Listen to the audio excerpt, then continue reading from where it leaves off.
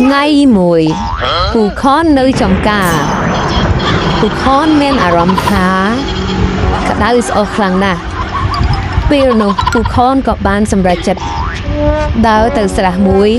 ដែលនៅក្បែរចំការដើម្បីធ្វើការមុជទឹកឲ្យស្រឡះខ្លួននិងត្រជាក់ខ្លួនពូខនទៅមុជទឹកយ៉ាងក៏ក្រឹកក៏ក្រមសប្បាយផងអរផងព្រោះបានឃើញទឹកពេលដែលពូខនកំពុងតែមុជទឹកយ៉ាងត្រជាក់ត្រជុំពេលនោះអាបពូតហេតុក៏បានកាត់ឡើងគឺពួកដល់ធំបានចេញធ្វើឲ្យពូខនយោស្អីគេអូស្អីគេចម្លែកបេះអូអីគេមិនសូវស្រួលទេមានបញ្ហាស្អីពូក៏លូនមកដល់ពូខនក៏ភ័យអូយមិនកើតទេទៅអើយពូនោះក៏លូនទៅមុខដើម្បីរកពូខនស៊ីមនុស្សជាអាហារពួកនេះគុំយ៉ាងអស្ចារ្យ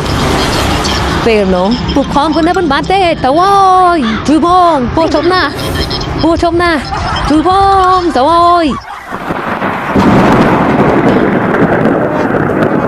អូយមេរោភ្លៀងទេទៅអើយ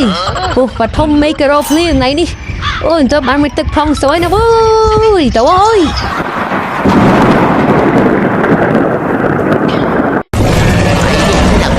Aku tak baik datang. Ya, rau suka. Oh, tao ơi. Ôi, nếu bạn tê tao ơi. Ý, nhẹ nào ơi, rồi cần cả lên dương. Ấy gọi thơm thông mà. Anh có thông lên. Ý, thông mà sắp đi kìa chứ. Dương chỉ sạc chụp dẹ. Chỉ sạch anh là lời hơi. Ôi thơm nè. Ôi đừng mà đây tao ơi. Ôi sạch đây tao thơm này đi. Try à nó mà.